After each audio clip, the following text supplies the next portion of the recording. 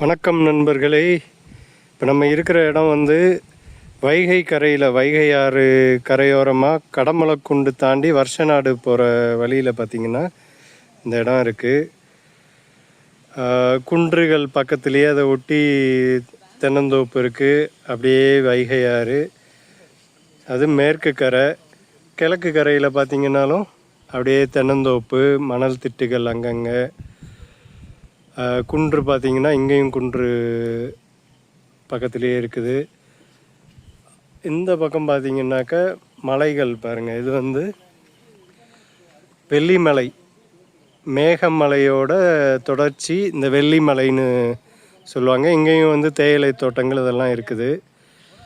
இவ்வளோ அருமையான ஒரு சூழல். ஆனால் நம்ம மக்கள் என்ன பண்ணுறாங்கன்னா, இந்த கொடுமை எங்கே போய் சொல்கிறதுன்னே தெரியல.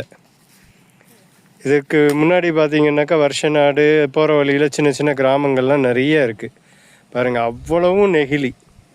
இப்போ சமீபத்தில் அதிகமான மழை பெஞ்சுது. அந்த மலையில் பார்த்திங்கனாக்கா அதிகமான தண்ணி, வெள்ளப்பெருக்கே ஏற்பட்டுச்சு. அதில் வந்து அந்தந்த கிராமங்களில் போடப்பட்ட குப்பைகள், இந்த நெகிழி பார்த்திங்கன்னா நீர்நிலைகளில் தான். இந்த அறிவு எங்கேருந்து வந்ததுன்னே தெரியல. எங்கே பாருங்கள், இந்த நெகிழி குப்பை தான். இதை நம்ம மாற்றிக்கிற மாதிரி தெரியவே இல்லை. எப்போ தான், அதாவது இந்த தண்ணி பார்த்திங்கன்னா வர்ற வழியில் இருக்கிற ஒவ்வொரு கிராமத்துக்கும் குடிநீர், குளிக்க, துவைக்க எல்லாமே இந்த தண்ணி தான். இந்த தண்ணியை தான் எல்லோரும் பயன்படுத்தி ஆகணும். இதுதான் கடமலைக்குண்டுக்கு, அப்புறம் அதை தாண்டி வைகை அணைக்கு போகுது. அப்படியே வைகை அணையிலேருந்து அது அந்த வழியில் இருக்கிற எல்லா ஊர்களுக்கும் இந்த தண்ணி தான் போயிட்டுருக்குது. மதுரைக்குமே போகுது. அது கீழே பார்த்திங்கனாக்கா ராமநாதபுரம் மாவட்டம் இருக்குது. எல்லா இடங்களுக்கும் பாருங்கள் எவ்வளவு இது மோசமான ஒரு செயல்ன்றதை மட்டும் பாருங்களேன். அதாவது சாராயம் குடிக்கிறது ஒரு பக்கம், அப்படியே அந்த பீங்கான்களை வந்து பீங்கான் பாட்டில் எல்லாம் வந்து பாருங்கள். இதில் நாணலில் வந்து பூரா நெகிழி தான் சிக்கியிருக்கு. அவ்வளவு நெகிழியும் பீங்கான். அது பார்த்ததுக்கு எங்கே வெளியில் வந்தாலுமே நம்ம ஒரு பாட்டிலில் தண்ணி கொண்டு வந்தாவே போதும். எல்லாம் வந்து வெள்ளைக்காரங்க மாதிரி ஆயிட்டாங்க. இப்போ பாருங்கள், எங்கே பார்த்தாலும் இந்த நெகிழி போத்தலில் வந்து தண்ணி வாங்கி அதை எங்கே தண்ணி கிடைக்குதோ அந்த ஆற்றுக்குள்ளேயே போட்டுடுறாங்க பாருங்கள். எவ்வளவு பாட்டில், எவ்வளவு நெகிழி. இந்த பழக்கத்தை நம்ம மாற்றிக்கிறாத வரைக்கும் அடுத்த தலைமுறைக்கு ஒரு நல்ல சுற்றுச்சூழலை நம்ம விட்டு போகிறதுக்கான வாய்ப்பே இல்லை. தயவு செய்து, இப்போ கூட நாங்கள் ஒரு கோயில் விசேஷத்துக்கு போயிட்டு வந்தோம். அன்னதானம் பண்ணியிருந்தாங்க. அங்கேயுமே பார்த்திங்கனாக்கா தண்ணி வச்சது வந்து இந்த மாதிரி ஒரு நெகிழி அந்த டம்ளரில் தான். அது ஆற்றங்கரையில் தான் அந்த கோயில் இருக்குது. அப்படியே அந்த குப்பையெல்லாம் ஆற்றுக்குள்ளேயே தான் போடுறாங்க. அந்த நெகிழி தண்ணி டம்ளரு, அது இல்லாமல் மற்ற காய்கள் கூட்டு இதெல்லாம் பார்த்திங்கன்னா அது ஒரு பிளாஸ்டிக் கப்பு. அழகாக இலையில் சாப்பாடு போடுறாங்க. அது எதுக்காக தனியாக ஒரு கப்பு வச்சு எப்படி இயற்கையை நாசம் பண்ணணும்னு தெரியல. ரொம்ப மன வேதனையாக இருக்குது எல்லாம் பார்க்குறதுக்கேவும்.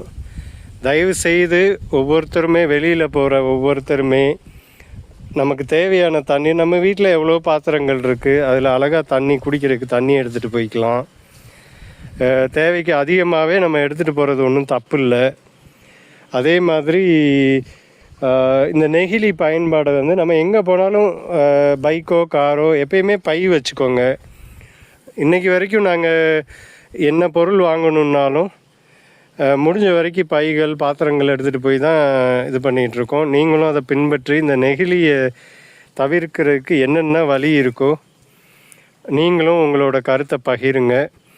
நாங்கள் கிட்டத்தட்ட ஒரு 15 ஆண்டுகளாக வந்து வீட்டில் வந்து குப்பையை வந்து மக்கும் குப்பையும் மக்காத குப்பையாக தான் பிரிச்சிட்ருக்கோம். ஆனால் இப்போ அது இப்போ குப்பை தொட்டிக்கு போகும்போது பஞ்சாயத்தில் அதை கொண்டு போய் ஒரு இடத்துல மொத்தமாக கொட்டி எரிச்சு விட்டுறாங்க. அது செயல்படுத்த மாட்டேன்றாங்க சரியாக. அந்த ஆய்வில் ஒரு விஷயம் கண்டுபிடிச்சோம். அதிகமான நெகிழி வந்து எங்கேருந்து வருதுன்னு பார்த்தா, நம்ம வாங்குகிற பலசரக்கு பொருட்கள், தின்பண்டங்கள் எல்லாமே நெகிழியில் தான் அடைச்சி வந்துட்டுருக்குது. இதுக்கு என்ன பண்ணலாம், இது தவிர்க்கிறதுக்கு என்ன பண்ணலாம்? முன்னெல்லாம் பார்த்திங்கன்னா பலசரக்கு கடை, அண்ணாச்சி கடைக்கு போனோம்னாக்கா ஒரு நியூஸ் பேப்பர்லேயோ இதுலேயோ பொட்டலம் போட்டு வைப்பாங்க பலசரக்கெல்லாம். இப்போ அப்படி கிடையாது. ஆள் பற்றாக்குறை, இந்த பல காரணங்களை சொல்லிக்கிட்டு முன்னாடியே எல்லாம் பேக் பண்ணி அடுக்கி வச்சிடுறாங்க. டக்குன்னு அதில் ஒரு பாக்கெட்டு இதில் ஒரு பாக்கெட்னு தூக்கி போட்டு பில்லை போட்டு அதில் தான் இருக்காங்களே தவிர அதனுடைய பாதிப்புகள் எந்த அளவு இருக்குதுன்னு சொல்லிட்டு யாரும் யோசிக்கவே இல்லை. அரசாங்கமும் இதை பற்றி ஒன்றும் கண்டுக்கிற மாதிரி தெரில. பொதுமக்களாகிய நாம் தான் வந்து இதுக்கு வந்து ஒரு பொறுப்புடன் நம்ம நடந்துக்கிட்டால் தான் ஆச்சு. தனி மனித ஒழுக்கம் இல்லாத வரைக்கும் இங்கே எதுவும் மாறப்போகிறது கிடையாது. தயவுசெய்து அடுத்த தலைமுறைக்கு ஒரு நல்ல சுற்றுச்சூழலை விட்டு போடணும் அப்படின்னாக்க ஒவ்வொருத்தரும் இதை பற்றி சிந்திச்சு உங்களால் எந்த அளவுக்கு நெகிழி பயன்பாட்டை குறைக்க முடியுமோ அதுக்கான ஒவ்வொரு விஷயங்களையும் முன்னெடுத்து செய்யுமாறு வேண்டி கேட்டுக்கிறேன். நன்றி.